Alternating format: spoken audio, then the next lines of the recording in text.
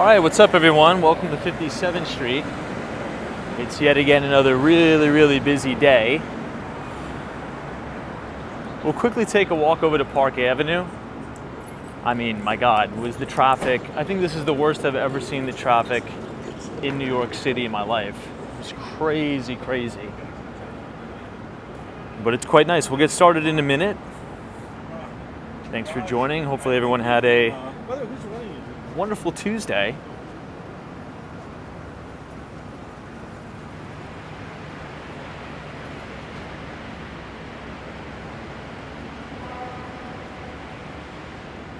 Got a great shot of 432 Park.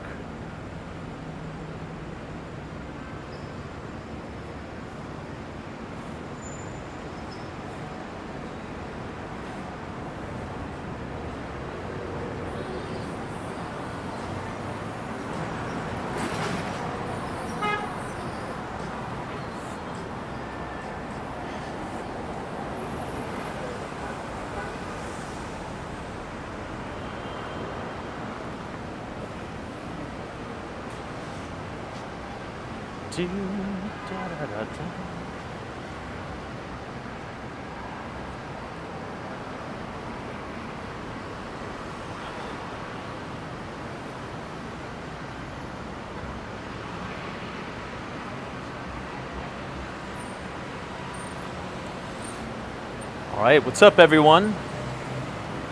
As always, let's go ahead and do the nightly audio and visual check. So if you guys can hear us and if we are streaming in 1080p, just go ahead and leave a thumbs up in the chat and we'll go ahead and get started momentarily. Happy Tuesday and thanks so much for joining.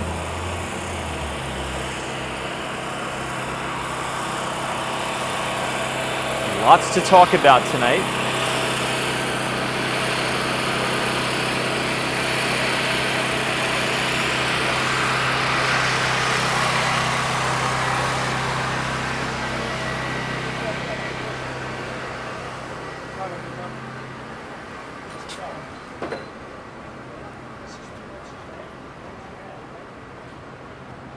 Right outside of the Aston Martin showroom.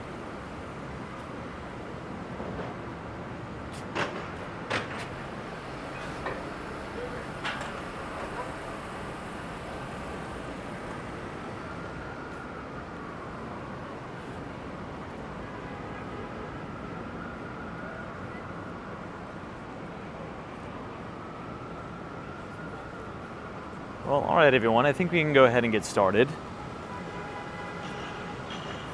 Good evening and welcome back to Walks and Wall Street. Today's date is September 24th. It is a Tuesday of 2024 and the time is 9:34 p.m. Eastern Time. We're standing on the corner of East 56th Street and Park Avenue.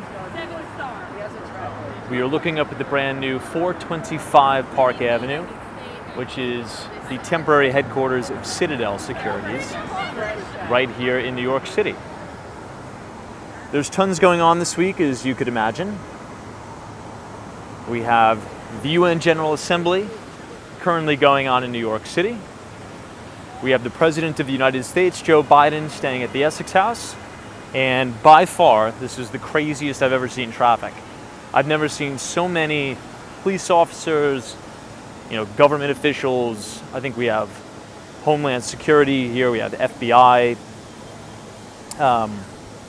I saw some Secret Service. So it's pretty eventful, pretty crazy in New York. But I think this will give the city a much needed economic boost to a lot of the hotels, restaurants, even mom and pop coffee shops too.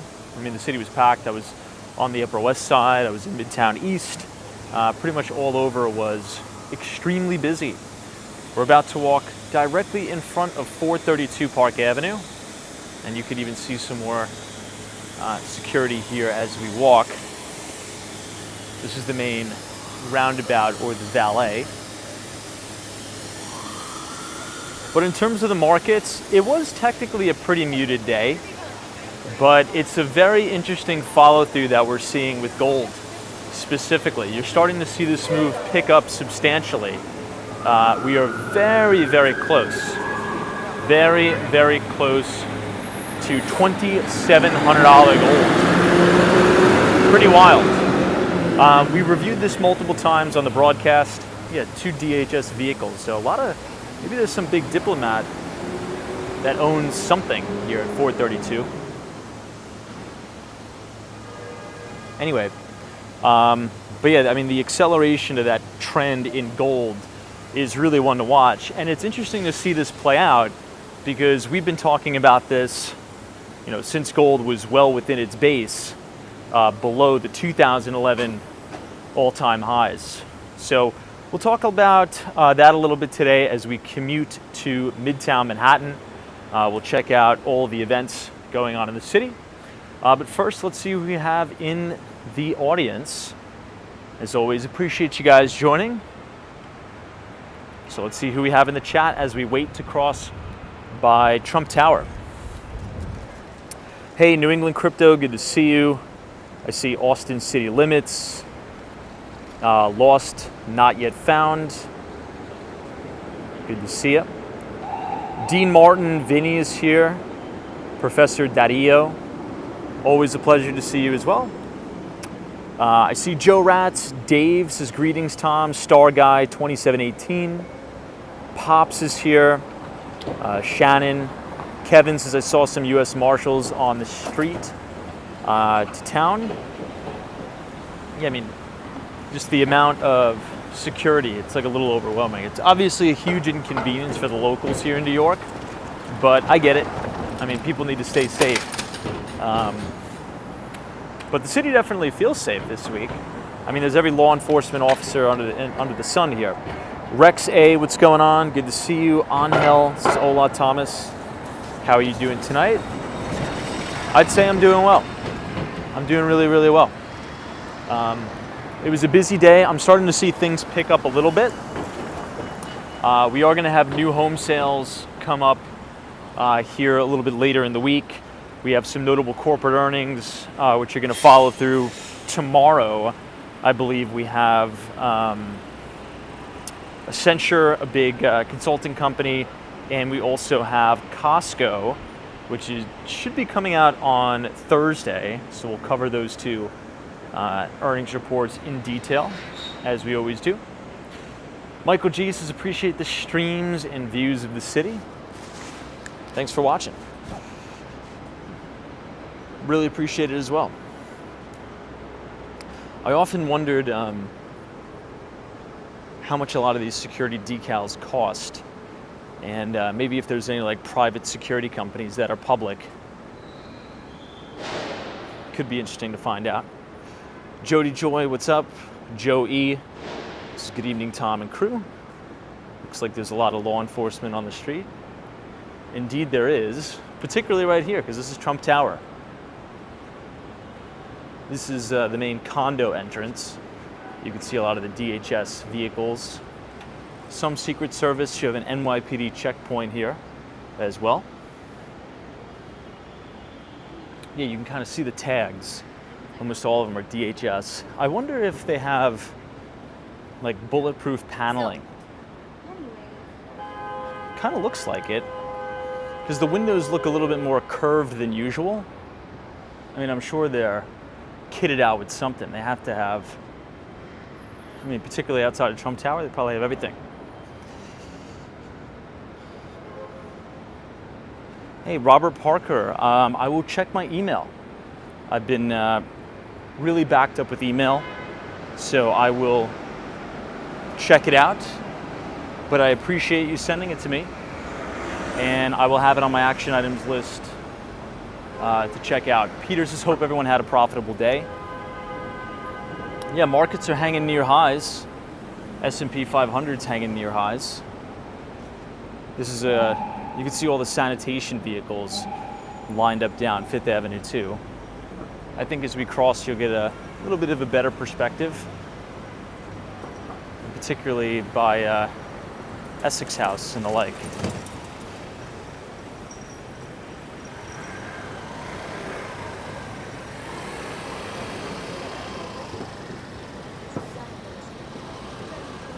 Hey, Bryant. Hey, Tom. Wondering if you've been asked this question. Where will retirement find you? New York, Miami, or a destination unknown? It's an interesting question. I really don't think about it too much because I don't know if I would want to retire traditionally, so to speak. If that makes sense. I want to find something that I really enjoy doing so I could do it forever. I mean, there's some, builders, Wall Street guys, private equity guys that are running their firms at 80 years old, right? I mean, look at Warren Buffett with Berkshire Hathaway. I mean, look at Charlie Munger, God rest his soul. He did it until the day he died. And I don't know, I don't have any data on this, but I feel as if that's maybe a little bit healthier, right? I don't know. I mean, some people just like to retire and hang out. I mean, God bless them. I think it's just what works for you. But for me, if I just didn't work at all and just kind of sat around, I would probably be so bored out of my skull, I really wouldn't know what to do. So hopefully I'll just continue to do business. I don't know, any thoughts there? I'm sure I'm going to have a different perspective the closer I get to retirement age, but if I could just run money until the day I die, manage a real estate portfolio, travel between New York, Miami, Singapore, Korea, I think I'd like it. I just don't know if I would ever want to not do anything, so to speak. But maybe I'll change my mind. What about you? Hey, Alan says, they say when you retire and stop moving is when the Grim Reaper sneaks up on you. There's probably some truth to that. I mean, think about just what a stark contrast that is to the body, right? If you're working for 40 years of your life, doing the same routine, meeting your coworkers, working on a project, and then just one day you just don't have anything to do. If you don't have any significant hobbies or anything, then, maybe it could get even pretty lonely, who knows? New England cryptos says hustlers always hustle. For sure, and I think if you're brought up in a sales background too, you have this almost like an addiction. I would quite honestly call it an addiction. It's like you're chasing like a dopamine hit. So every time you close a deal, every time you set a new appointment, every time a deal falls through and then you somehow salvage the deal, every time you get a paycheck, it's like a dopamine blast. And I feel as if in sales you kind of chase that forever. Maybe that's a bad thing. I don't know, but I kind of like it. Timothy Gray, good to see you. Says, Tom, that is fine, but you have to prepare for health challenges. Not everyone can keep up the same pace at 70 that you can do at 40, even if you do not have chronic conditions. That's very true.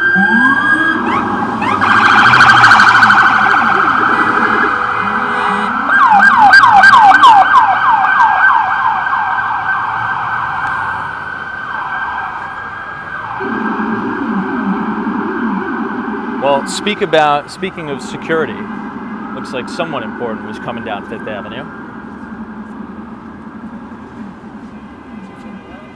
You could even see a lot of the sanitation vehicles right outside of the Apple store. This is actually what they use to plow the snow in New York City. And they're parked right outside of the GM building. Maybe there was some significant meetings going on. Who knows? George says maybe it was Biden. Maybe, but I think he's staying over here. I think Joe Biden is staying at the Essex House, so they would actually be going the wrong way. I don't know. Hey, Troy Atman. Good to see you. Now, if it probably was some diplomat, and it makes sense that they're headed down Fifth Avenue because you have the St. Regis and you have the Peninsula. But just to give you an idea, I mean, look at the traffic headed into Midtown Manhattan at this time of night. I mean, you usually don't see traffic like this this time of night. So the UN General Assembly is definitely causing some traffic issues. But that was an interesting comment about the health, right?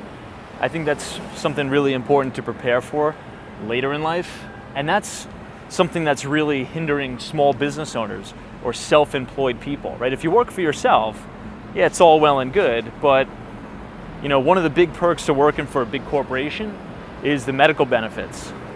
And if you're self-insuring or you're paying out of pocket for your own insurance, my God, in the United States, it's crazy. Crazy, crazy, crazy. So, look, there is a lot to be said for working, at a big cushy corporate job. I've done it. The benefits are great. You really don't have to worry about anything.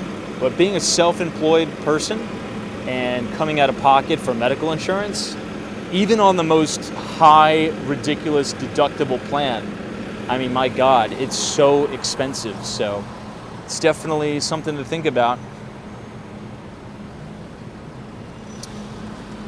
Carlos says, I think we're staying healthier now that we know better about exercise and food.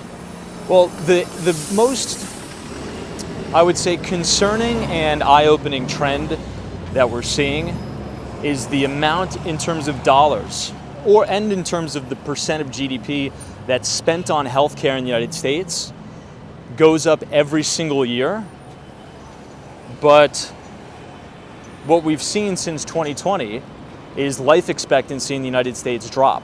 So we're spending more money than ever before on healthcare, right? Healthcare costs, but the quality of life in terms of our overall individual health as Americans is deteriorating and is actually suffering quite a bit. And that just goes to prove that money doesn't solve all problems. Money really doesn't solve any problems. We've talked about this before. Sometimes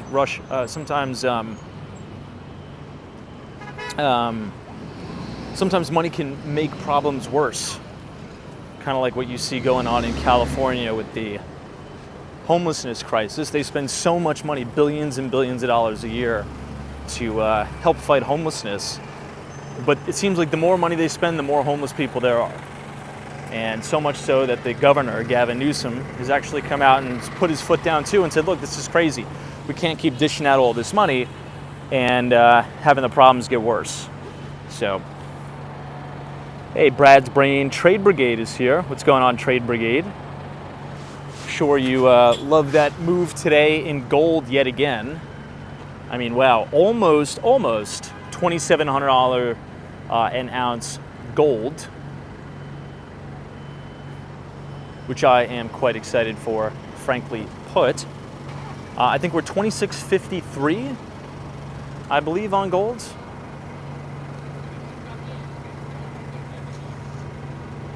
Let's just wait for this light and then we'll cross over to 7th.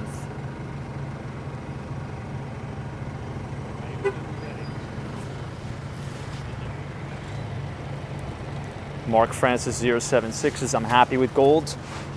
Now, my prediction with gold, and my price target has been 3,000, right, since the breakout. But what you'll probably see intermediate term, and I think somebody put this in the chat the other night, there was somebody on CNBC coming out and saying that gold is probably a pretty good short here. I disagree. What I think you'll see is maybe some climactic action. You'll probably see multiple days in a row where gold is gapping up. It'll get very, very extended above its 50-day and 200-day moving average. And then you may have like an 8 to 10% correction in gold. Everyone will, that guy was really hauling ass. Everyone will kind of, call the top and say, hey, that was the top for gold. It's done for the cycle. And then I think that's your big buying opportunity.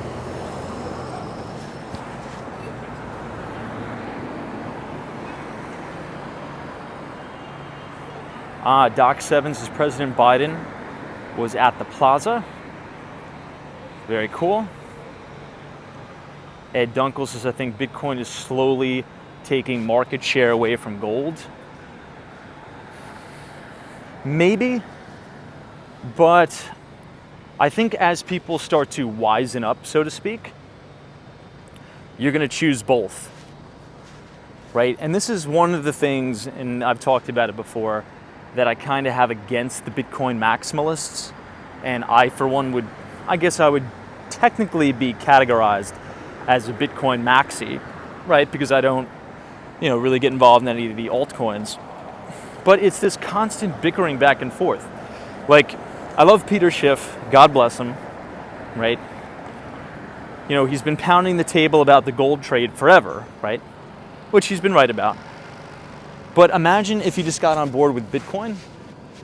If Peter Schiff wasn't so stubborn about Bitcoin, and this is going to sound like a pie-in-the-sky claim, but it's true, he would be one of the wealthiest people on earth right now. I'm not sure if you guys know this, but Max Kaiser, I think way back in maybe this was 2012, introduced Peter Schiff to Bitcoin and wanted him to buy a significant stake, hundreds, if not, many hundreds of coins when they were like pennies. And Peter Schiff did not take Max Kaiser up on that opportunity. Now, not to say that Peter Schiff is, what an idiot, he missed that opportunity. No, it's actually quite positive to think about, on the other hand, because you can be wrong in the investment business more so than you're right and still make a fortune. And Peter Schiff is a very, very wealthy guy. But he's a great economist, right? He's a free markets guy, really like an Austrian thinker, but he just doesn't quite put two and two together with Bitcoin, and it causes a lot of infighting within the space. So I would say it's probably appropriate to have an allocation to both.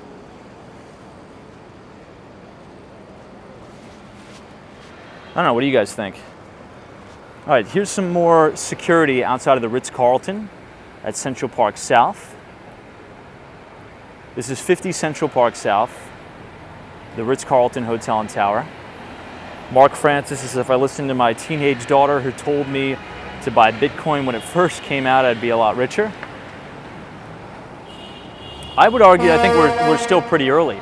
Somebody posted a tweet on X today, and I think I retweeted it if you want to go to my Twitter page or my X page. You'll see it there. The amount of people who own a full Bitcoin, so like a full Bitcoin, right? Not a few sats here and there, is like 0.19% of all the wallets. So if you own a full coin, right, there's only going to be 21 million, that's it. And you're starting to see financial advisor after financial advisor, big institutions starting to recommend an allocation to their clients, right? And I remember having this conversation with friends back in 2014, right? We're like, one day, you're going to go to the financial advisor at UBS, at Goldman Sachs, at Wells, at Schwab, at BlackRock, and they're going to say, okay, we'll recommend, a 0.5 point allocation to the portfolio. And then a few years later, it's going to be 1%. Then it's going to be 2%. Now, some independent financial advisors, right, that are not part of a big firm, like Tom Lee's Fundstrat, are recommending up to a 10% allocation to Bitcoin and crypto if you're a young kid, like in your 20s. So what happens when that is industry standard and there's only 21 million coins? I mean, if you right now are watching this and you own a full Bitcoin, oh my God, in 20, 30 years time, it's going to be like, it's just going to be, dude, well, you're lucky. All right, let me catch up on some more of the comments here, because I missed a lot last night. Yeah, that's true, 4, 5, 6, and there's well over 4 million lost. My estimate is well over 4 million. Ed Dunkel says, at my firm, we are allowed to sell Bitcoin ETFs, but not allowed to recommend them. Interesting. Is there a difference? So Ed, can you explain that a little bit? I don't get that. You're allowed to sell Bitcoin ETFs to clients, but you're not allowed to say to your client, hey, you should buy this. But if a client comes to you and says, Ed, fill or kill 2 million in, GBTC, you gotta do it? It just sounds, that sounds like corporate speak for like people are trying to cover their ass. I think now with the spot Bitcoin ETF products, everything is very safe and regulated. But anyway, to me, that kind of sounds like corporate speak for, cover our ass if clients lose money in a new product. Although I think with the Securities and Exchange Commission approving a lot of these spot Bitcoin ETFs, to me that's a green light. That's like, green light, green light.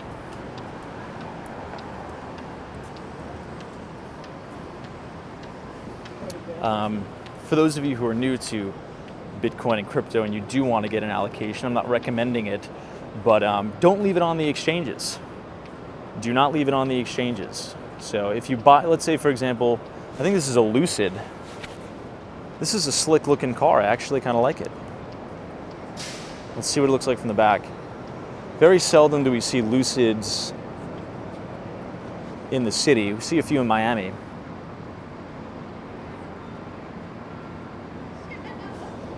Anyway, now many people think that, hey, if I just buy Bitcoin and leave it on the exchanges, it'll be safe. No. It is not. And that's why I always say that the purpose of Bitcoin is to have an unconfiscatable asset. Look at this cool shot of 220 Central Park South and Central Park Tower. 58th Street is totally blocked off because you have the back of the Essex House. And you can see some of the Secret Service people blocking it because Biden is there. But the whole purpose, and I always say this, the whole purpose and the value proposition that I see in Bitcoin is that it's truly unconfiscatable money, right? With gold, you got to store it somewhere and you have to rely on a third-party custodian, or if you want to, hold a bunch of gold bars under your bed or something like that. I own gold through the paper, right? I'm long the paper, so like the GLD. I don't have the physical bars. It's just not practical. But for Bitcoin, if you purchase Bitcoin from the exchanges, like Coinbase, like Gemini, whatever, right? And it's on their exchange, they own your private keys. So in my understanding, that really violates one of the only value propositions of the asset, is that it's unconfiscatable. So why would you buy something with the purpose of having full autonomy over your money and then give it to, the Winklevoss twins to look at, right? If there's ever a hack or something like that, hackers can get your Bitcoin. So just buy a hardware wallet and store it yourself in cold storage. That is the best way to go.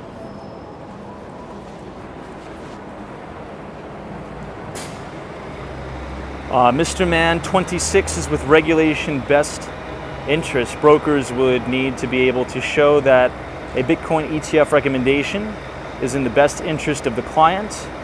That may be too risky for some firms. I would argue the other way. I would say if you are a financial advisor for a high net worth individual or a family office, and you're not recommending that family office or high net worth individual have 5% of their net worth in Bitcoin, I think you're doing them a disservice, in my view, because you have to look at the asymmetry of that trade. Even now at 64,000, right? Even now at 64,000, the asymmetry of that trade is just unreal. But I see what you're saying. But it always happens like that, right? It's always the people that kind of have like one toe in the water, the rest of the body out, like wishy-washy on it. They miss the opportunity. It's gone. But again, I'm not saying pile drive the whole portfolio in there, but you got to get in there and be aggressive with a comfortable percentage of the allocation that you're comfortable with, and you got to get off zero, right? I mean, there's some people who, like we talked about last night, that'll just sit in, that'll just save their money in cash forever. They won't even invest it because they think there's going to be, a stock market crash. They're going to lose all their money in the market. But if you look at all of the wealthiest people in the world, they invest their money. You got to put the money to work. You know, we live in a fiat monetary system, which guarantees your purchasing power will trend towards zero over time, right? That's a guarantee. So no, it's not a guarantee that the S&P 500 will go up. No, it's not a guarantee that gold will go up. No, there's no guarantee that Bitcoin and crypto will work. But you know what is guaranteed? What's guaranteed is that all fiat currency over time, their purchasing power will trend towards zero. That's a guarantee. That is a guarantee. Wow, look at this. This is 157 West 57th Street and the Park Hyatt Hotel. And you can see all the security there. Let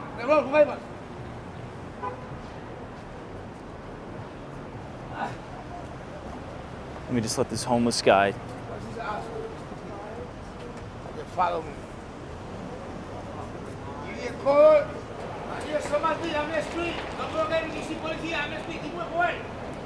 Mitch Flips is his GLD, the best way to invest in gold.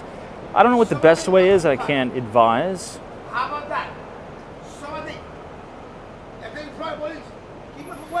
Yeah, someone says accredited investors are different. They have more risk tolerance.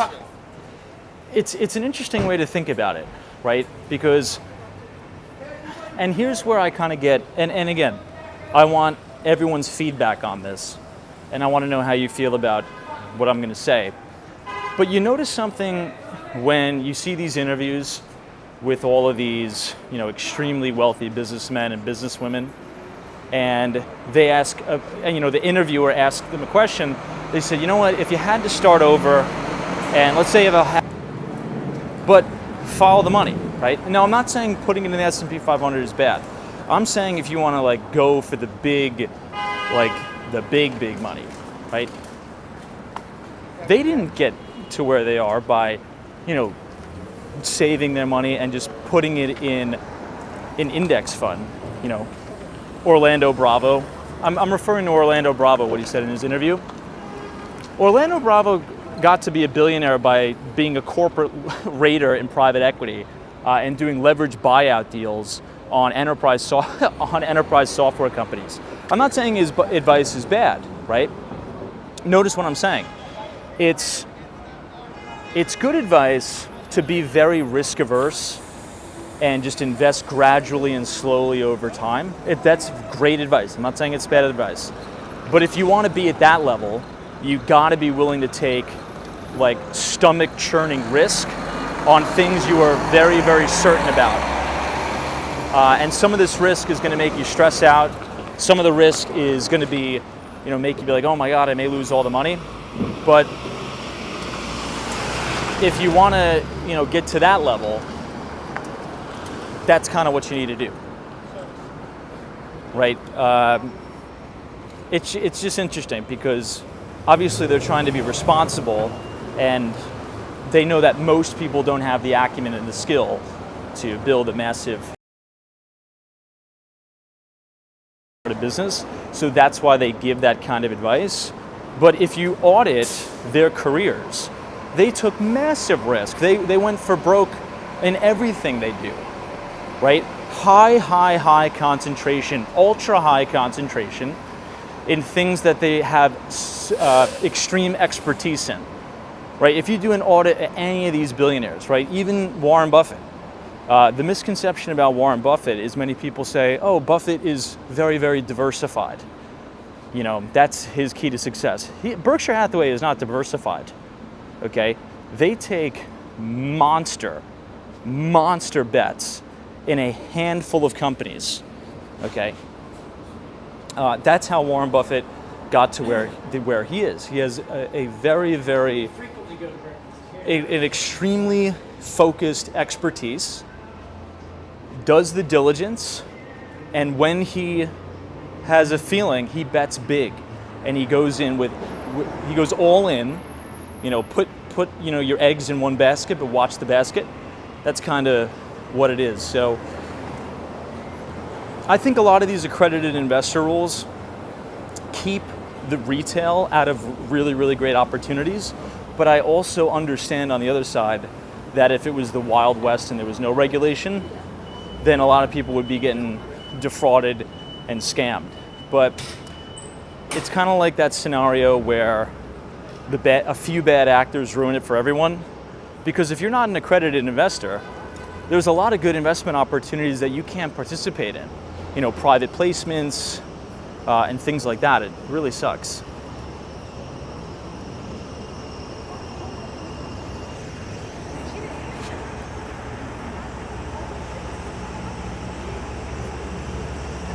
Let's quickly head up to Columbus Circle and then we'll double back.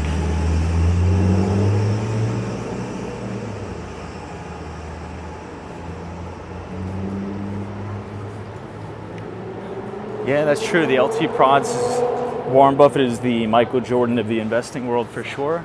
For sure. Well, that's good. Anyway, I like puzzles. But, 13 and a half, 14 hours of like great.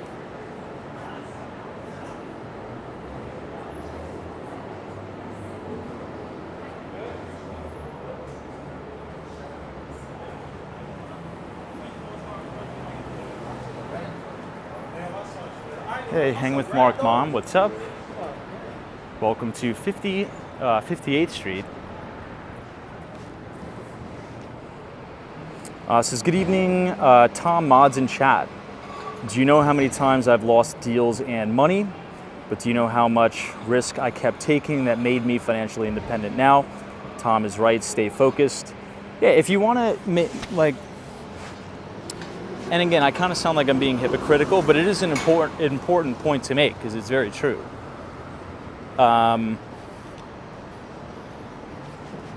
When you're young, you gotta like really take the risk, because when you look back on it, it's like, all right, let's say if you're 27 and you have 50 to 100 grand or 200 grand and you want to invest it or something like that. You know, you could either be very cautious with it and, you know, just let it sit in an account and really do nothing, or you could deploy it. But if you deploy it into the marketplace, whether that's in a business that you create, whether that's into individual stocks or whatnot, right? You buy a real estate deal, there is the possibility that you could lose it, but you have so much more time to earn it back. And if the investment does really well, you have so much more time with compounding.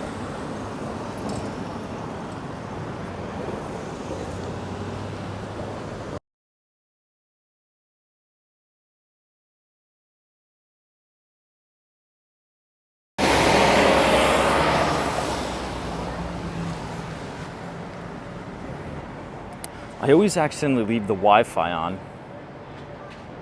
Hey, what's up, Al Baker? Zozo Bob. Timothy Gray says, but Tom, without some of those rules, we would wind the clock back before 1929. Yeah, for sure. Absolutely. I mean, yeah, that's obvious. But there are some rules as it relates to being an accredited investor where it's like, you just need to change the rule. That's all I could say.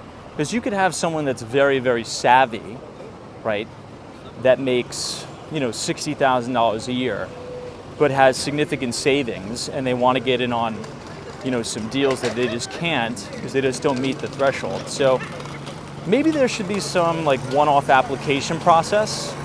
Maybe they should give you like a test or something like that. I think maybe that would probably be a little bit more fair than just an income requirement, right? And a net worth requirement.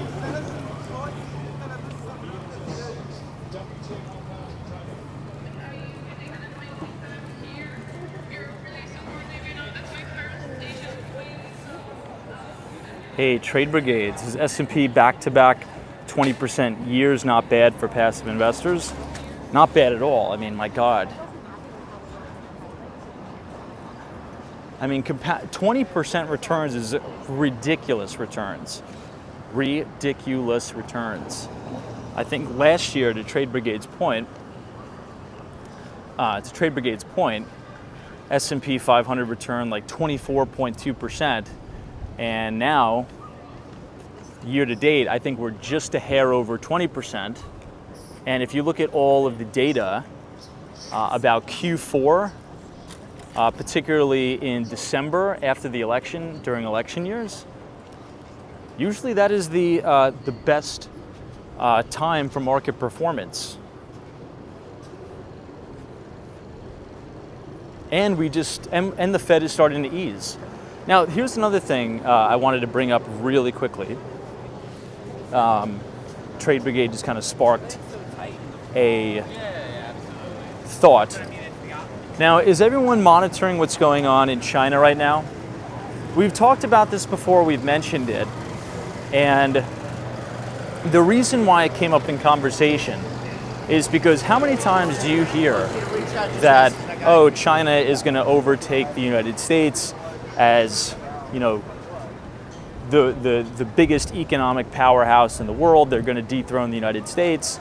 And also, once China dethrones the United States as the world's leading superpower, then everyone is going to get off the US dollar and BRICS is going to be the next best thing.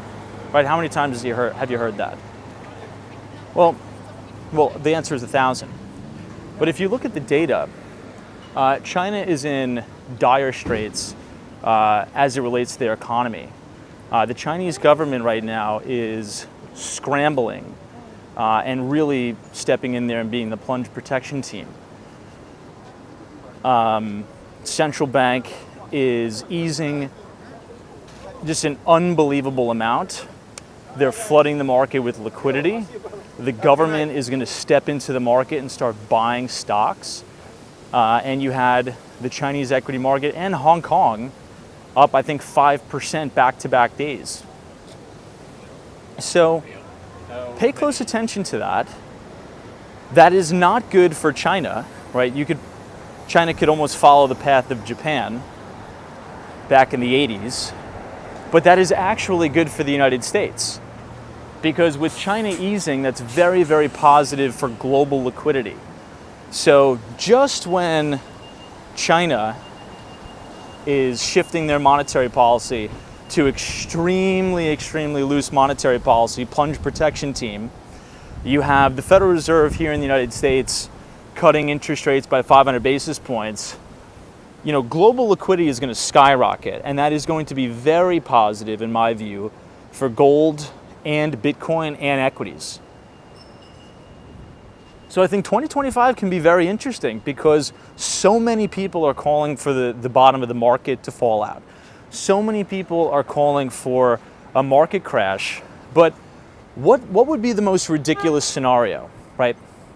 And usually the most unlikely scenario is the one that happens. Now, hear me out. What if the S&P 500, obviously in 2023, finished up 24.2%? Let's say, assuming this year, 2024, the S&P finishes up 20%. Would you think that next year, 2025, the S&P will also be up 15 to 20%? That would probably be the most unlikely scenario, right? But maybe it'll happen. That's why I'm kind of leaning towards, with all of these macro fundamentals lining up at the same time, after an election year, with the new administration, you never know. And not to kind of bring politics into it, but if Trump gets in, he's going to really try to gas this thing because this is his last chance. He's not like he can run again, right, if he wins. He's already been president 2 terms. So I would not get too pessimistic on the markets. Hey, what's up, Chris B? It's good to see you. Thanks for joining us. We're standing outside one of the most desirable buildings in New York City. This is 15 Central Park West.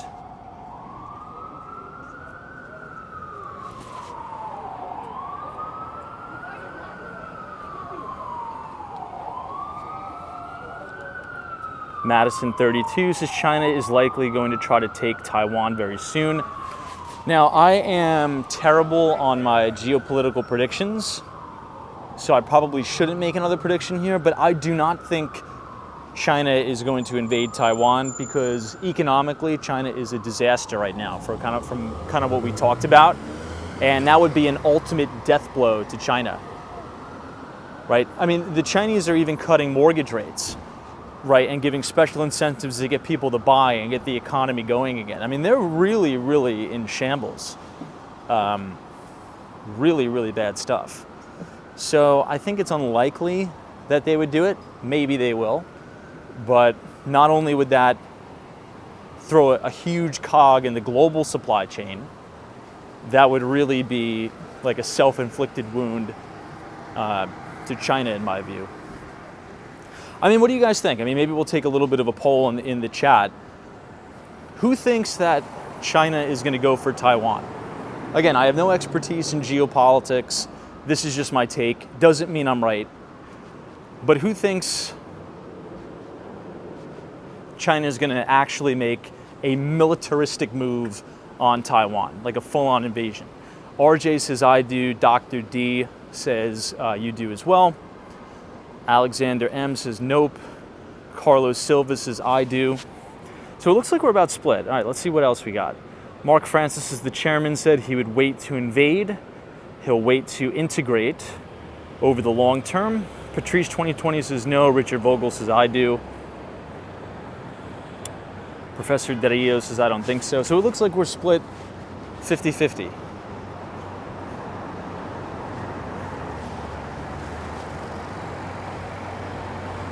All right, let's see what Timothy Gray has to say.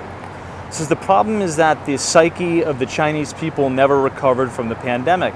Consumer confidence is low. Many young people cannot find jobs and are depressed. Birth rates are also very low. That's a very good point.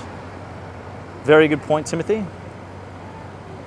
Ed Dunkel says not right now. I think President Xi is having problems. They're having a ton of problems. Now, speaking of low birth rates, there was an interesting statistic in Barron's. I'm not sure if anybody read Barron's this week. I actually don't want to misquote this, so let me actually get the paper out. And it was talking about Japan, the percentage of Japan's population over the age of 60. And I couldn't believe it when I read it. Give me a sec. I just don't want to misquote it because I think I'm confusing two statistics here. Because it was either Japan or China. I think it was Japan, but I don't want to misquote this. It was. Check this out. So 29.3%. That is the percentage of the population that was 65 or older in 2022, compared with 17.3% of the U.S. population. So almost 30% of Japan's population is over the age of 65. I couldn't believe that when I read that. That's unbelievable. That is a serious, serious problem, guys. Now, I know we were talking about China, right? But it is a major, major problem in a lot of Asian countries. You could also talk about Korea. Oops. So I don't think you heard that. My mic was on my backpack. But anyway, you saw the statistic. About 30% of Japan's population is over the age of 65. That's unbelievable. That's crazy.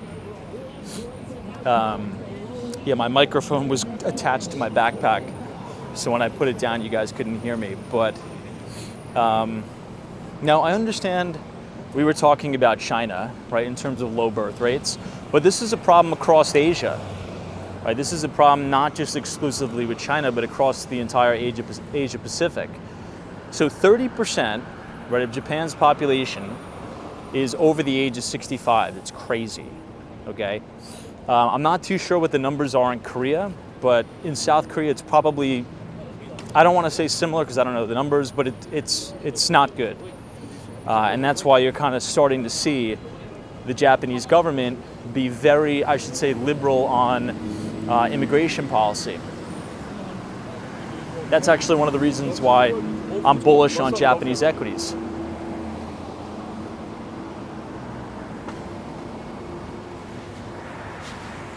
Now, how do you combat something like that as a government? How do you encourage people to have kids when they have a very bleak outlook on life and on the economy? Any thoughts there? Katie Wallace says China's low birth rate could lead to an aging population crisis, slowing economic growth and altering its global influence. Timothy Gray says Russia's birth rate is also 1.49, which is 70 points lower than the natural replacement rate. So it's not just a problem in Asia. It's sad to think about because I think Elon Musk said this. He said, you know, we all fear that humanity is going to end with a bang, right, of some maybe nuclear war or something like that. But according to the data, the most likely scenario is it'll just end with a whimper because we're not quite literally reproducing. It's the crazy thing.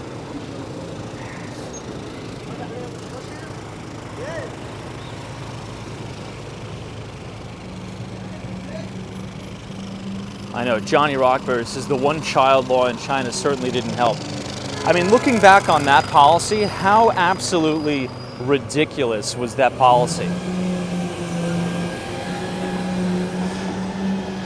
Crazy.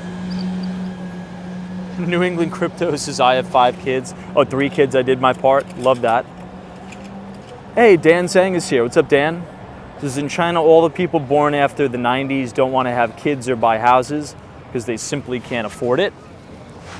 Damn. Oh yeah, that's right. Dan, don't you have family or friends in China?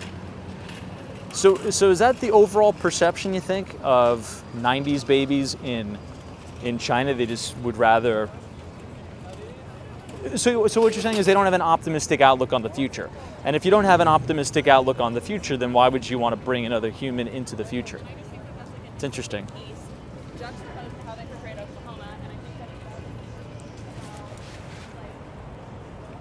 Trade Brigade says, ever listen to Peter Zihan? Maybe I'm butchering that pronunciation.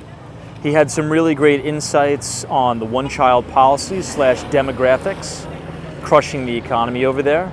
Let me take a screenshot of that. Thanks for that recommendation, by the way.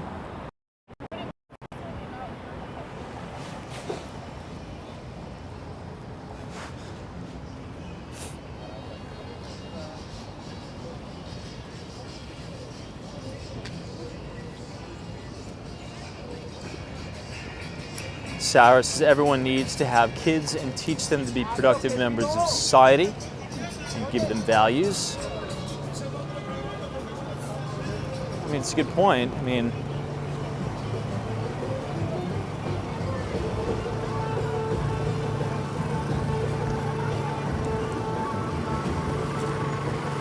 I think it's a mix. I think it's a cost of living thing, but maybe there's some correlation to the internet and social media.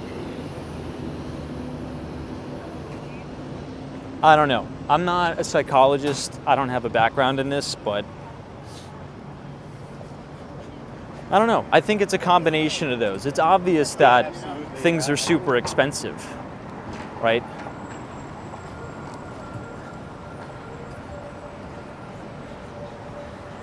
Many Gen Z and millennials could be thinking, hey, I'm saddled up with all this student loan debt. I can barely afford to take care of myself, let alone someone else. Now, what do you think of this idea? And this is just an idea. Let's say if you took out student loans, and we're talking about US, so we're gonna kind of bring the conversation back to the United States. So I think we need to put a hierarchy of incentives in order, right? So the Democrats and the Biden administration just wants to randomly just cancel student loans for everyone, right? I'm against that, but let's just play that out. But what if we put an incentive behind it? And what if we do like an if-then statement, right? Like kind of like a quid pro quo. Let's say if you get married and you start a family and you have a child, you could submit paperwork to the government that would wipe your student loan balance clean. Is that fair or unfair? I mean, if we're going to do it anyway, at least put some sort of incentive behind it. So you have to provide proof of marriage paperwork and a birth certificate of a child, and you get your balance wiped clean slate. Fair or unfair? Stephanie says unfair. Exploration says unfair. All right, so everyone says unfair.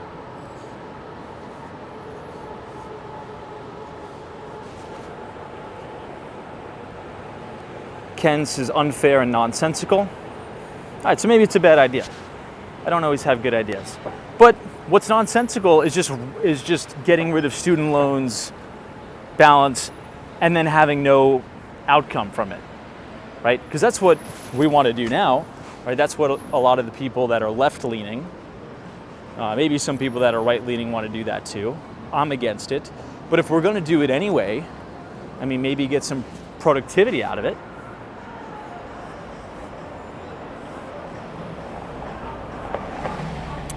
Alan says, sorry, I believe in personal responsibility. You take out the loan, you pay it back, which is generally how I feel too. I guess my point was more, if we're going to do it already, right, which many Democratic politicians are running on, they're saying, cancel student loans, cancel student loans.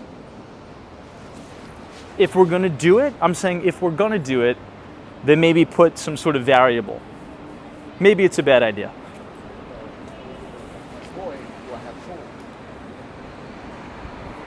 Kimani says they have certain programs like that now. If you work in a certain field or certain career fields.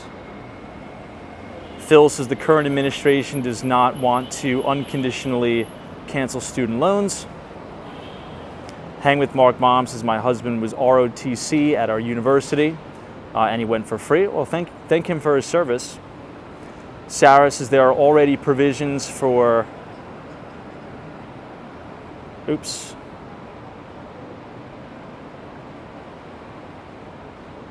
The LT Prod says if you're working full-time and still can't pay them off, maybe some relief.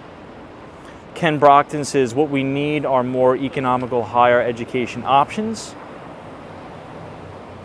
Black Ribbon says student loans could be canceled for those who were never successful with their degrees.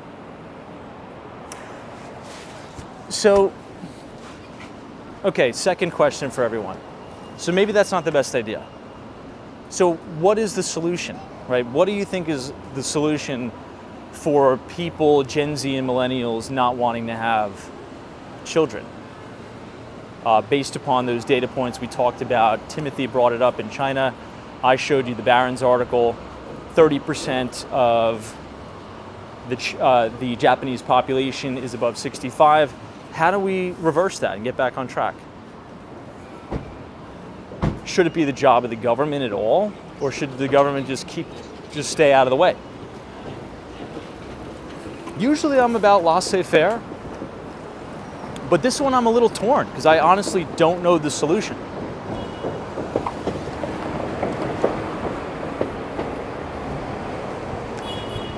Mark Francis says no. The LT Prod says give tax incentives who help pay off their student loans. Thrive One says you're not going to want to hear the solution. It's not politically correct to say. I mean, I don't care about political correctness. Hood Patriots says provide complementary.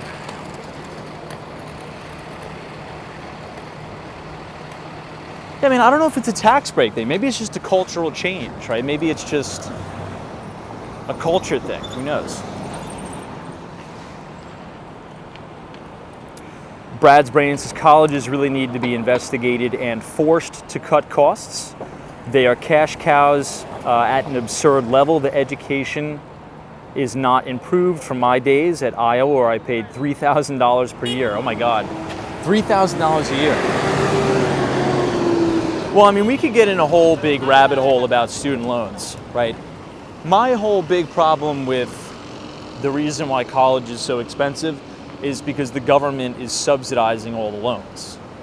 So it's taking free markets and price discovery out of the college education system, right?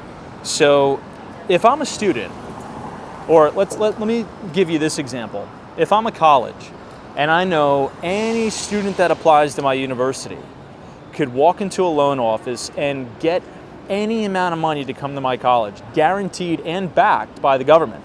So it's a totally secured loan. The colleges know that they're going to get all of their money, every single penny, right? Well, there's no incentives to be competitive on price. If anything, it flips the incentivization structure the other way, and people are competing to raise prices.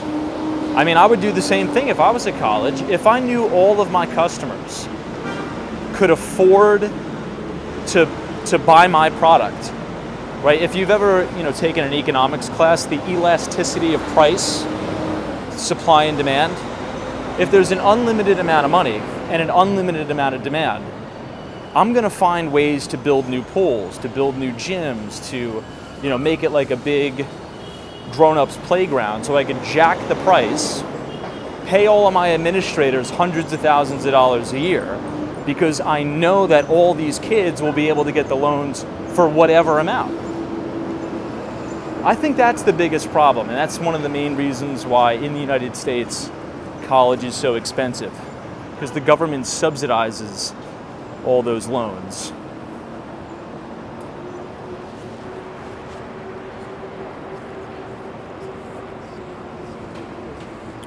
Robert Parker says, Tom, what's your opinion on students receiving athletic scholarships?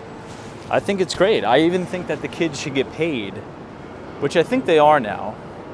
I mean, if you're a Division I athlete, like a big football player, basketball player, you quite literally, if you're a star, you make the school millions of dollars in ticket sales, jersey sales. I mean, some people even choose to go to a college because that's their favorite basketball team or favorite football team, right? So yeah, I mean, you should be getting compensated for that. We live in a capitalistic society. So it should just be like employment.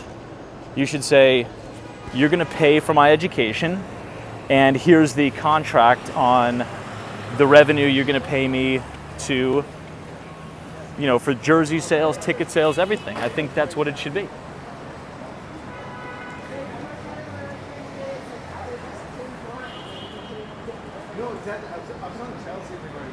Hey, Timothy Gray, thank you so much for joining tonight. Thank you for your contributions, and have a wonderful night. We'll see you tomorrow.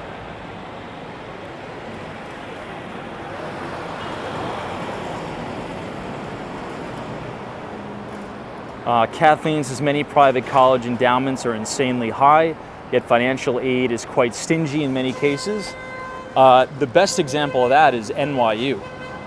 I mean, NYU is so rich, and many of their poor, usually most of like the Tisch students, the ones that don't have rich parents, get hammered, get absolutely slaughtered, come out with like $350,000, $400,000 for an acting degree at NYU. That's criminal. That is criminal.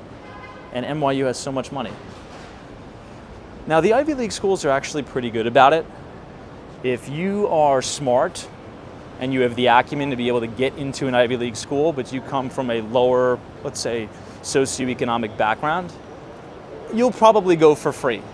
You'll probably get a full ride to Columbia, Cornell.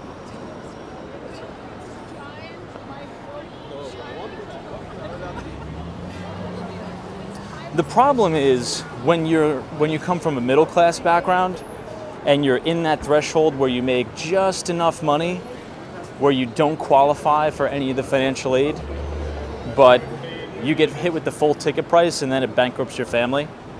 That's kind of the bad happy medium about it.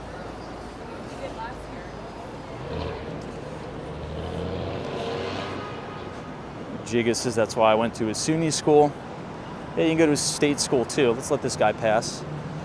I went to a CUNY school, City, right? Is that right? Damn. But I would start at square one and not believe it, whichever it is.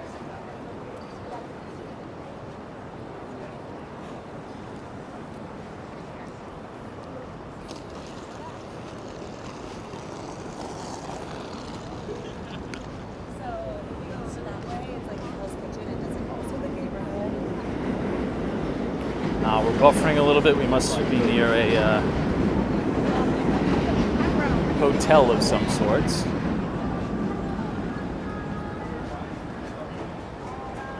I'm surprised we haven't been buffering more.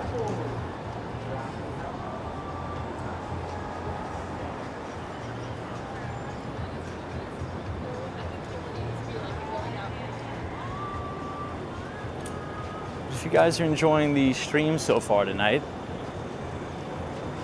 feel free to leave a like on the video and click the subscribe button if you're new.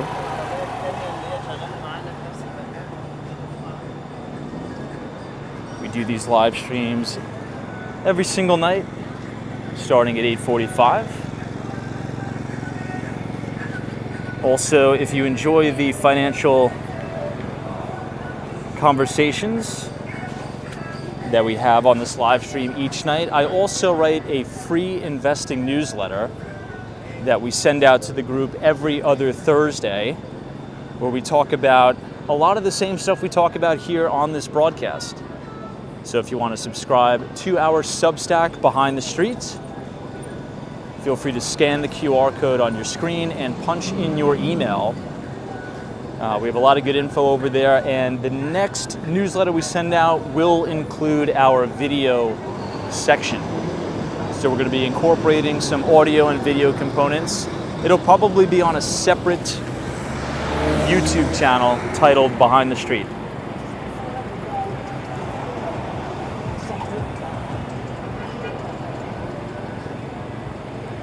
Hey, Sarah says, I've got twins in college, one in private, one in public, and they are both worth it.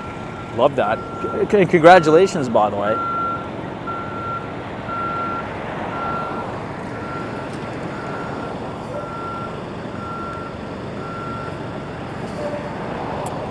Brad says, Tom, I was looking for the other report from you this AM.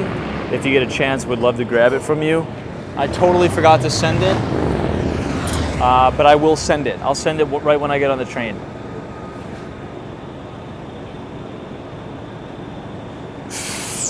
All right, let's cross the street here. We'll probably have to go over to 8th Avenue to avoid the crowds in Times Square.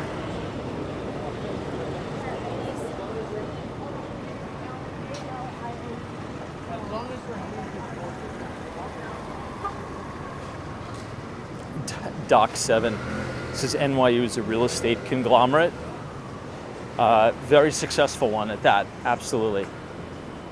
NYU owns the majority of the buildings in and around Washington Square Park.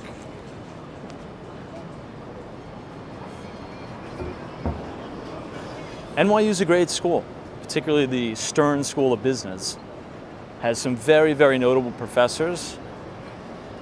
Just in general, it's a good institution. It's expensive, but it's very reputable, very, very good. Lots of smart people come out of NYU, lots of very famous bankers, CEOs, executives, even a lot of like creatives, actors, actresses.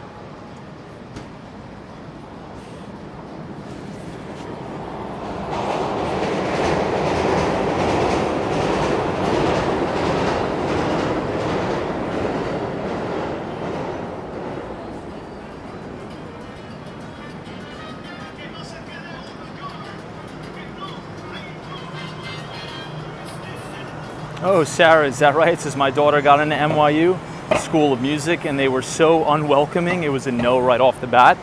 Yikes.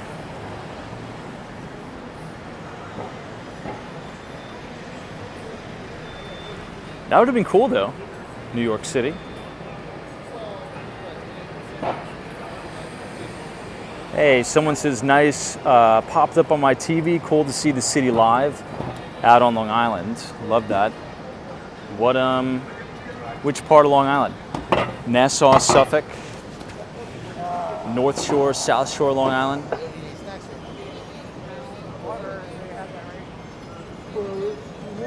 What's up, Mike Skate TV?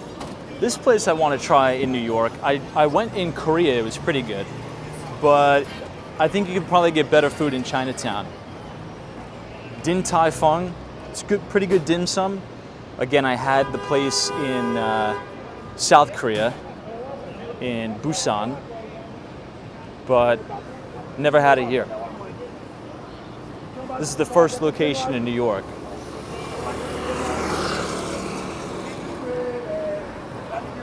Mark Francis's BU, Boston University, has a good music program. Nice.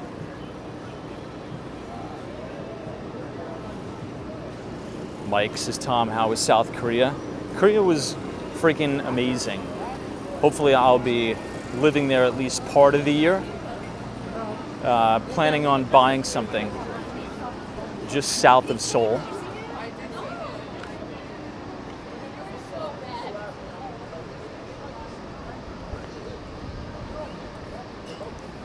Someone says East Suffolk County. Started in Queens and have moved further out. Got it. Oh, so you're really, really far out there. Okay.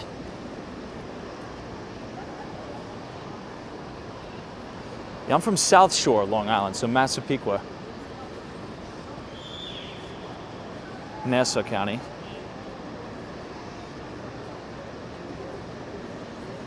Black Ribbons is the video bad because of UN week? Yes. Yes. That, and it's very crowded in the city. Tons of security. There's probably a lot of signal jammers and the like. That's why we'll have to cut over to 8th Avenue a little bit sooner. Thrive says, have I been to Japan? I have not been to Japan. Which is a bummer because I would love to travel to Tokyo. But before I go there, I really want to go to Singapore. And I was supposed to go to Singapore when I was in Korea, but I was not able to go, which is a bummer.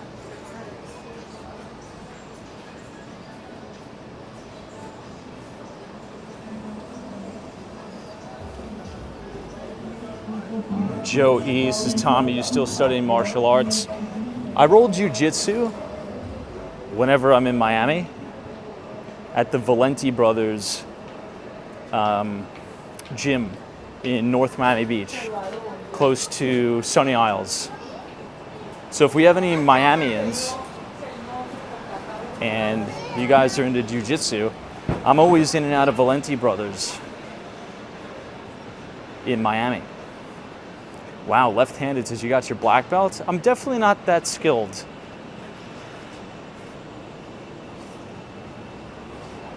Damn.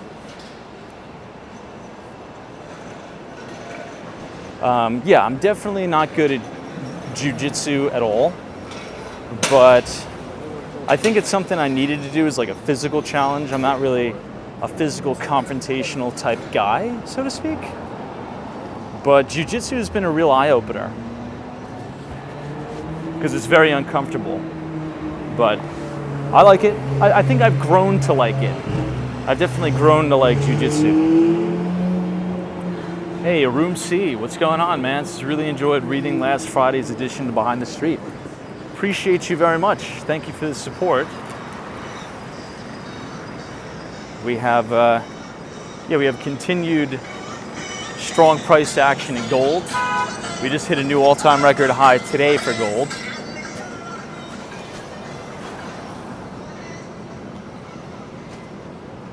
Hope you're doing well. And you said you were moving back to New York, right? Or are you still in Chicago?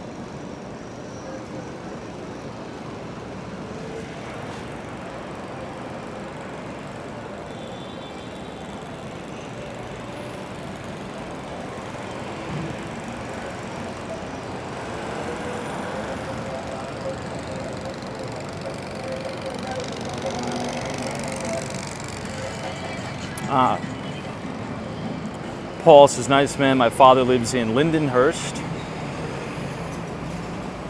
Oops, lost your comment. I'm familiar with Lindenhurst. Yeah, there is a big dope problem over there in Lindenhurst. I was going to buy, so before I bought my place in Miami, I was going to get a duplex in Lindenhurst. And it was actually a pretty fair deal, to be honest. Not going to lie, it was a pretty good location. It was close-ish to the train. But I'm glad I didn't buy there because, I mean, over the last 4 years, Lindenhurst is not, let's just say it's not improved. The location has gotten more dangerous. I'll let you in on a little secret on Long Island. And this isn't coming from me, so you guys can't get upset with me. This is coming from a friend of mine that's a Nassau County cop. If you ever walk the streets of like Amityville, New York, I'm not sure if anyone's familiar with that, like Amityville, Copiague, Lindenhurst, Babylon, like the very, very eastern tip of Nassau County. Apparently a lot of the cartels are buying homes for cash and they're moving families in there. So you'll see, if you drive down a neighborhood street, you'll see like 6 or 7 cars piled up on the lawn in the driveway. That's because they segment like the living room and every single section of the house into like 50 million different rooms. And they move 6 or 7 different families in there. And the cartel essentially put them up and use them as fronts, allegedly, for like fentanyl running operations, dope running operations, and that's kind of like the cover. So they'll buy the house, move just regular families, like normal families, like good, nice people in there. But that's what I've heard from a friend of mine.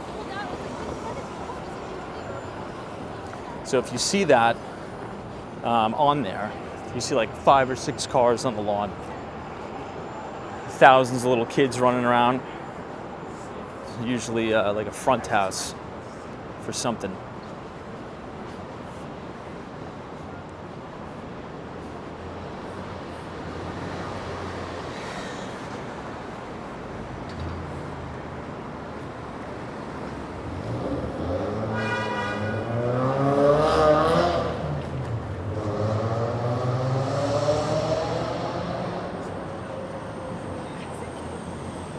This is the corner of West 47th Street.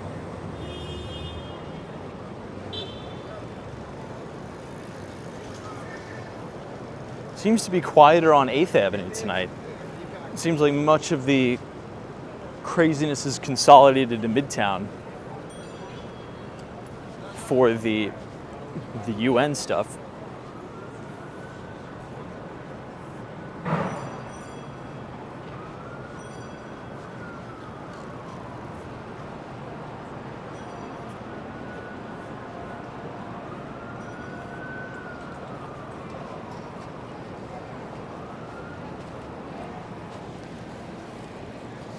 So Thursday we have Costco reporting earnings. I'll probably be on that call. I think many of you should as well. Costco is always a good proxy for the health of consumer spending in the US. We talked about Costco's recent price hikes. I think it was Hang with Mark Mom that says Costco's memberships are increasing by $5, I believe, across over 100 million memberships.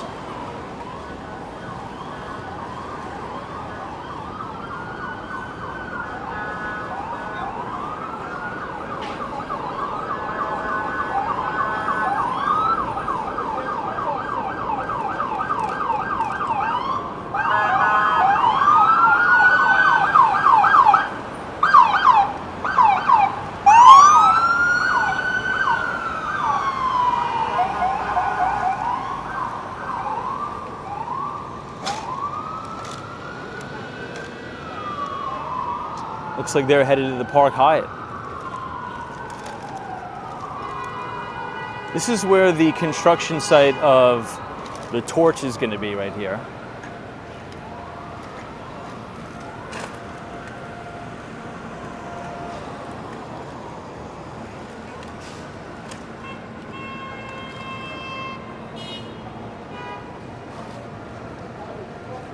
No, they expanded the pedestrian walkway on 8th, which is good. So where we're walking is still technically the sidewalk.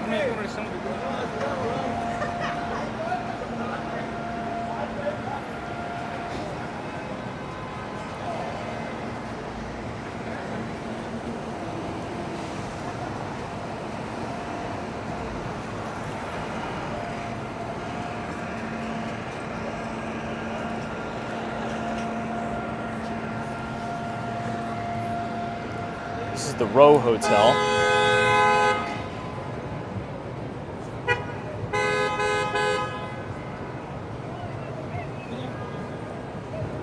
This is the largest migrant facility in the city.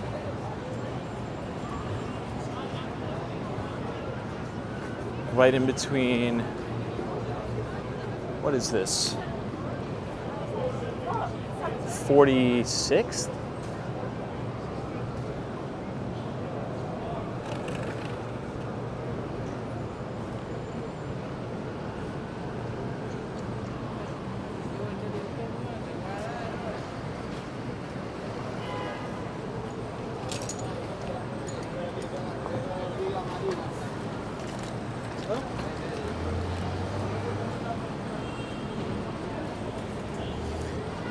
I often wonder about the solution here. Like, are they just going to live in the hotels forever? Like, I don't know what the plan is. It's crazy to think about. It's sad. It's like, I don't even know how they would start, like, to get back on their feet or anything. I mean, rent is so crazy. Not even American citizens that have jobs in New York City, like a $50,000, $60,000 a year job. Even those people can't afford rent. So when these migrants move out of the shelters, I mean, I don't know where where they're gonna go. I don't know what the plan is. The frustrating thing is there's been many interviews with the migrants, and they've been getting put up in all these hotels, and now they're saying, look, New York City is so expensive and it's taking so long for us to get our papers and things, so we just want to go back to our home country. Now many of you would say, oh, that's good, but it's such a waste, because we wasted billions and billions of dollars essentially giving them an extended stay vacation in New York City, and then they're just going back. So the whole thing is just a big money maker for these hotels. It's terrible, it's crazy. I think about that. So we put them up in the hotel, right? And then they're like, hey, this is really rough here. I would rather just go back to my home country. So it's just like we paid for them to be here and then we're gonna ship them back. It just, the whole thing is just so bizarre, man. I just don't get it. Like, none of this was planned. This should have been, it's like a disaster.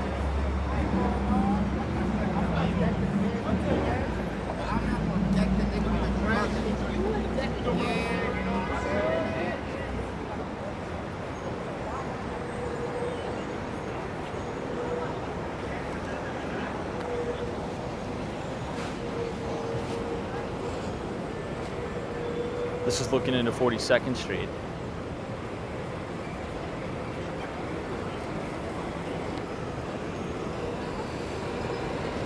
There has to be a way, and the big problem is it's the sanctuary city law, right? That's the big problem. Because if these people just keep coming to New York and we put them up in the hotels, right, we give them a place to stay, and then they want to go back, are we just going to have all of Latin America come in, stay for a month or two, and then go back and we just pay for it? Like, there needs to be messaging here to say, look, it's really, really tough here. This is the Port Authority bus terminal.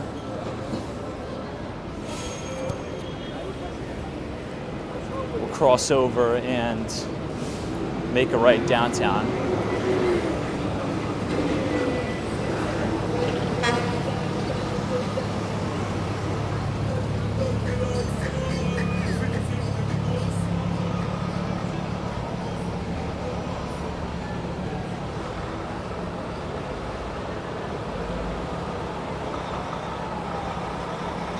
Someone says Greg Abbott should not have been shipping the migrants to New York City.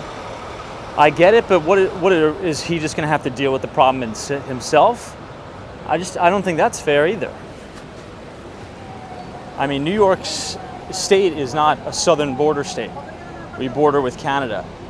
So for us to have all these lovey-dovey, lax immigration policies and then say, oh, we don't want to deal with it, it's like very, very hypocritical.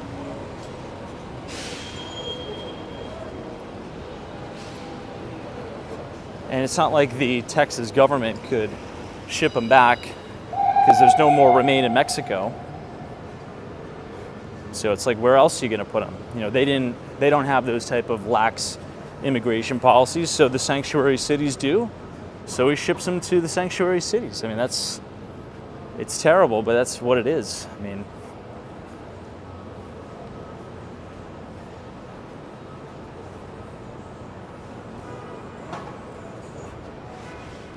I guess at the end of the day, I don't really want to talk too much about the finger pointing. Whose fault is it? Whose fault is that? There just needs to be some sort of solution because, you know, these are real people, right? I mean, I walk past them every day. I walk past all the little kids in the subways selling candies, and it's very dangerous. And I don't trust a lot of the stuff that's going on. I usually don't speak out about it on the broadcast for obvious reasons. We usually don't talk about that type of stuff, but a lot of the stuff I see every day, it's not good. It's quite obvious these kids are being abused. It's very, very obvious. So for the sake of that, it's just stopping the big human trafficking and sex trafficking operation. It's terrible. And a lot of them end up in Queens at the red light district. It's almost like,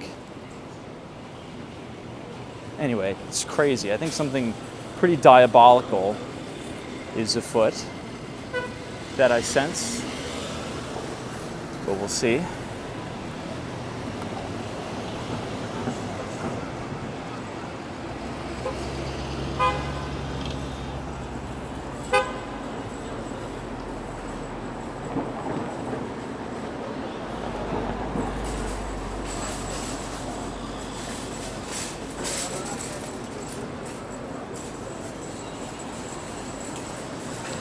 All right, 2 more seconds and then we got the light.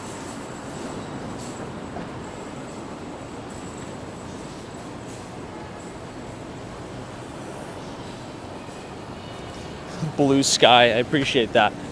But I mean, look, the problem is, yeah, does it suck that the taxpayer's wasting billions and billions of dollars? Yes. But the thing that really gets me, and I see it every day, are all these little kids, man. I mean, they look freaking exhausted. Like, to see these literally 2-3-year-old kids with just ridiculous eye bags, like these black eye bags under their eyes, they're all sweaty in the subway. The women carry the kids around in like a little sling and sell the candies. It's like, there has to be some sort of mastermind behind this, right?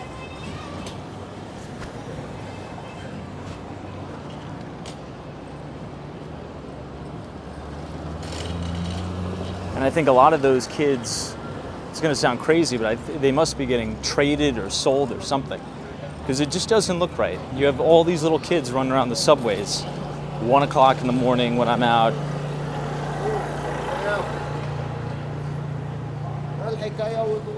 And when I say little kids, I don't mean 13, 14. I'm talking about 8 years old, 6 years old, 5 years old, sometimes infant babies. The whole thing is very, very weird.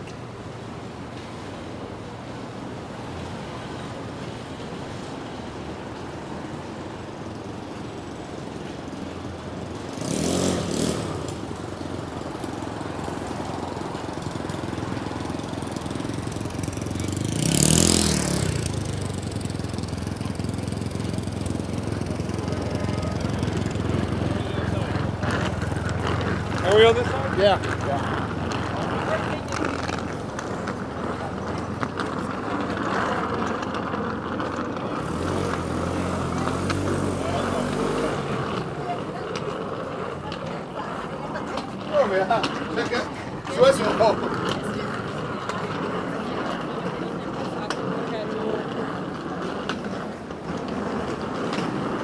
coming up on the New Yorker Hotel.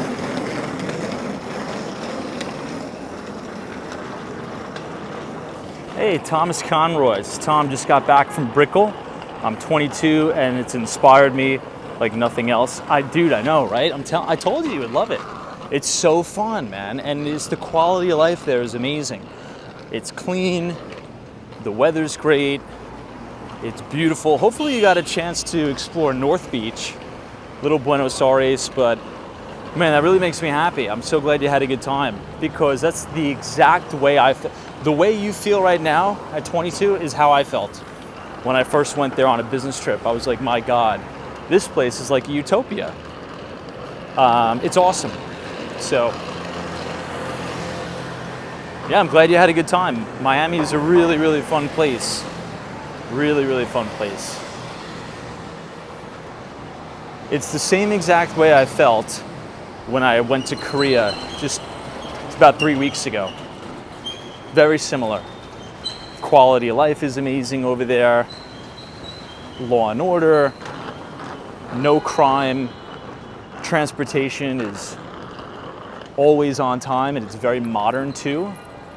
I think the fast rail in Korea is called KTX.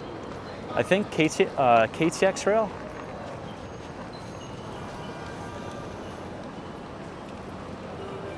Hey, Bree Grabs. Yeah, we started late. We started at, I think 9:30.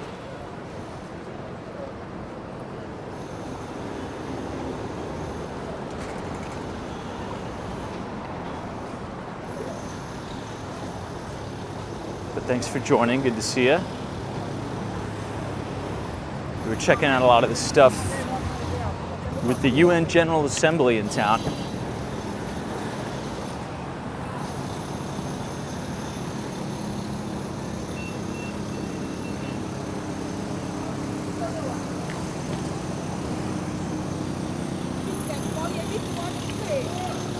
Look at that, beautiful shot of the Empire.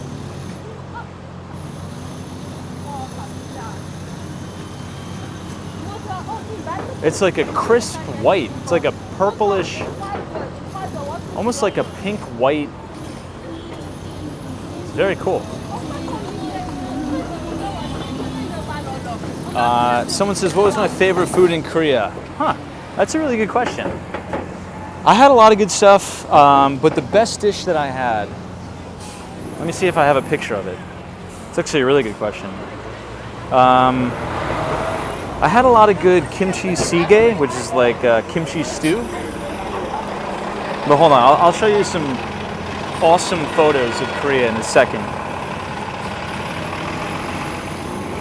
But the food was really good. The fish was good. The seafood was fantastic.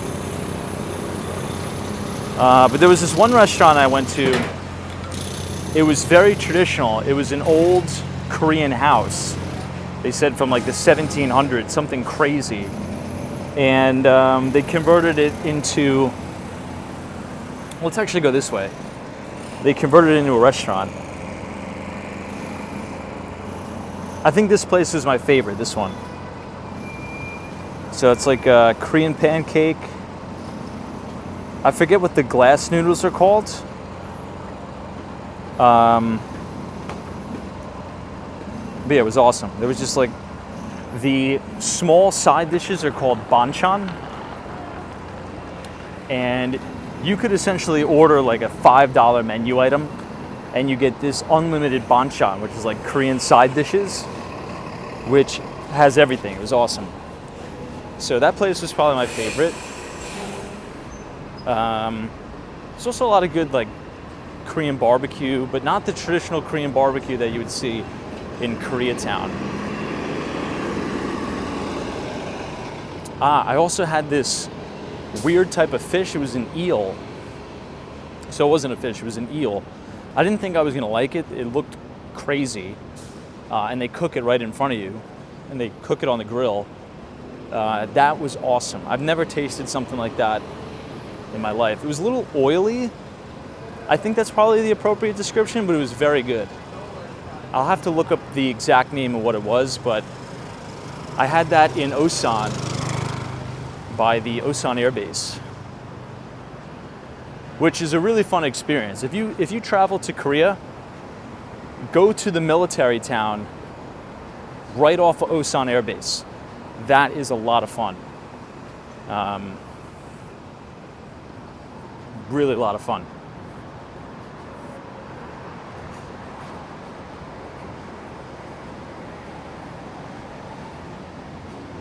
Also had a lot of good bulgogi. Yeah, I'll have to go back and look at the list of stuff I had. Cynthia Avis, as I heard, eel tastes like steak. It was like a more oily steak. That's kind of the way I could describe it. But it was good.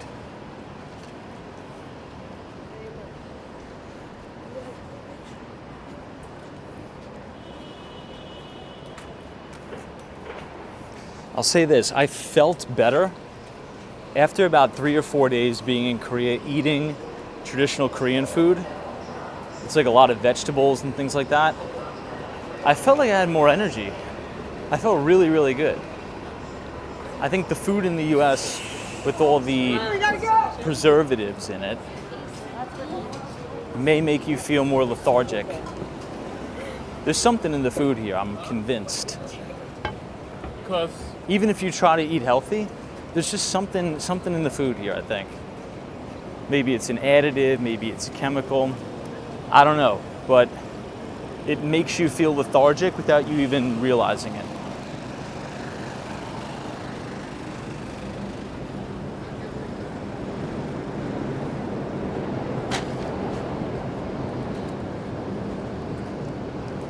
Maybe it's all the seed oils. Yeah, MSG, something like that. I don't know. I'm not a dietitian. I'm not educated in it, but I think it's a bit of both. It was a little everything was fuzzy.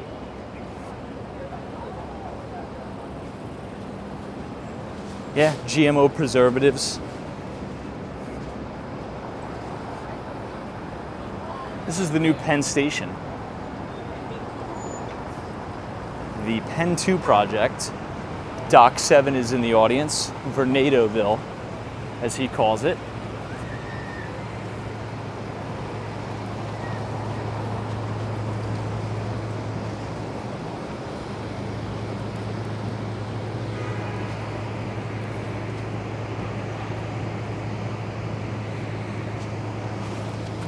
Yeah, music to relax is money can't buy health. That's true. I thank God every day I'm healthy. When you're not healthy, the only thing you want is just to be healthy again. Like if you're super sick, you're bedridden, you have a terrible flu, like you do anything just to be healthy again. So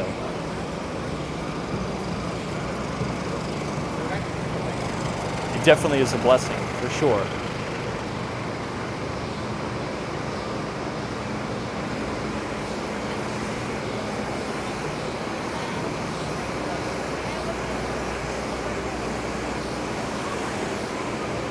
I know, Paul says losing your independence is crushing. Yeah, if you ever had like a health scare in your life or knew someone who does, or had a friend be in a severe accident, it makes you put things in perspective so much. Just to be able to get up and go to work every day, like go about your business nonchalant, walk around, it's freaking awesome. It's amazing. You know, not have to be in and out of the hospital, getting all these tests done and this. It's like, it's just it's worth more than billions of dollars. It's amazing. It's awesome. So, I wish all of you a lot of health and happiness. And with that being said, I think we'll go ahead and kill the stream here because it is getting quite late. But I do appreciate all of you very much. If you enjoyed the stream, feel free to leave a like on the video. Subscribe if you're new. We do these every single night starting at 8:45.